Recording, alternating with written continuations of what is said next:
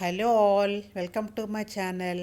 ఈరోజు ముక్కల పులుసు పెడుతున్నాను, లేదా దప్పడం అని కూడా అంటారు దీన్ని.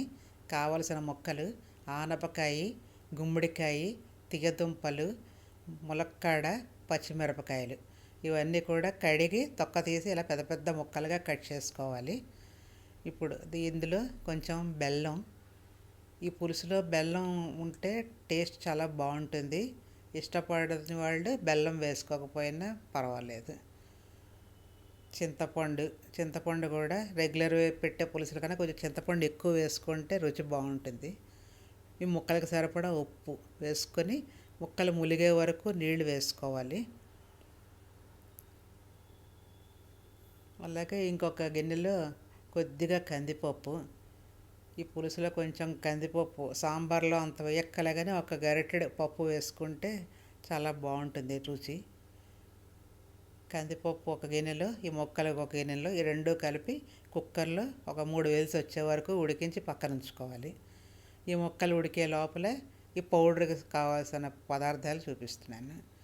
బియ్యం ఒక 2 స్పూన్స్, ధనియాలు 1 స్పూను, శనగపప్పు 1/2 స్పూను,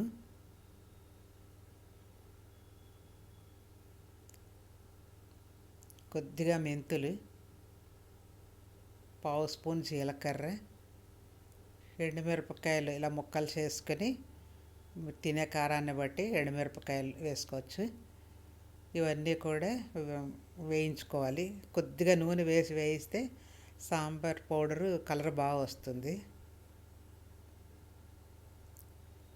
ఎక్కువగా వేయాల్సిన అవసరం లేదు, ఇలా కొంచెం వేగితే సరిపోతుంది.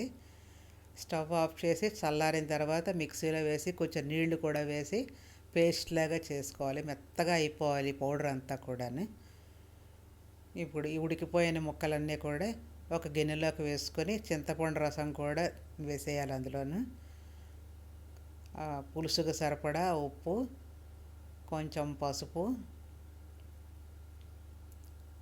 ఇప్పుడు కందిపప్పు కూడా గరిటెతో కలిపేసి ఒక గరిటెడు కందిపప్పును కూడా వేసుకోవాలి.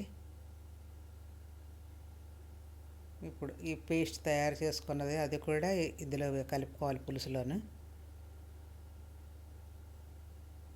ఇప్పుడు ఈ పులుసులో ఈ పప్పు, ఈ ముక్కలు, ఈ నీళ్ళు పేస్ట్ ఇవన్నీ కలిపిన తర్వాత చూసుకొని అవసరాన్ని బట్టి వాటర్ వేసుకోవాలి. గిన్నెలో సగానికి ముక్కలు ఉంటే ఇంకొక సగం వాటర్ వేసుకుంటే అది ఉడికిన తర్వాత పులుసు, ఆ ముక్కలు ప్రిపోర్షన్ సరిపోతుంది. అప్పుడు ఇవన్నీ కలిపి ఇప్పుడు స్టవ్ వెలిగించి ఉడికిస్తే కరెక్ట్గా ఉడుకుతుంది పులుసు. మాడిపోవడం అది ఉండదు. ఇలా కంటిన్యూస్గా కలుపుతూ ఉండాలి. కలుపుతూ ఉంటే చిక్కపడి పులుసు తయారవుతుంది బాగాను. ఇదిగో మొత్తం పులుసు అంతా కూడా ఇలా ఉడికిపోయింది. ఈ చిక్కదనం వచ్చే వరకు ఉడికించుకోవాలి. ముక్కలు అన్నీ ఉడికిపోయినవే కాబట్టి ఇంక ఈ పేస్ట్ ఒక్కటి ఉడికితే పులుసు అయిపోతుంది. మనం విడిగా ముక్కలు ఉడికించుకుంటే ఉడికేయా లేదా చూసుకుంటూ ఉండాలి సస్తమానను. ఇలా కుక్కర్లో పెట్టడం వలని చాలా తొందరగా అయిపోతుంది. ఇప్పుడు పులుసు ఉడికిపోయింది. దీనికి పోపు వేసుకోవాలి.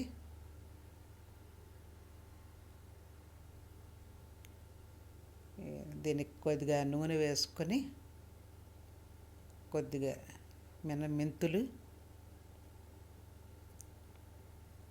మెంతుల వల్ల మంచి సువాసన వస్తుంది ఈ పులుసులోను.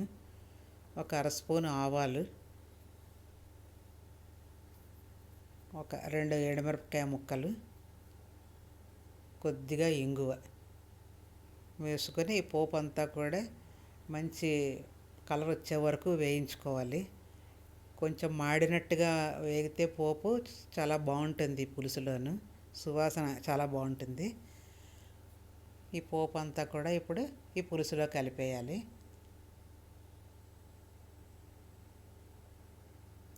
ఈ పులుసులో ఈ పోపే చాలా ఫ్లేవరు, టేస్ట్ అన్నీ కూడాను. అందుకని పోపు చాలా బాగా వేయించుకోవాలి దీనికి.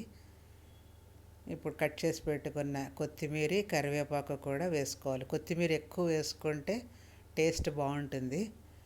ఇవన్నీ వేసి కలిపిన తర్వాత వేడి మీద మూత పెడితే ఈ పోపు సువాసన, ఈ కొత్తిమీర, కరివేపాకు సువాసన పులుసుకు పట్టి చాలా మంచి టేస్ట్లోకి వస్తుంది పులుసు.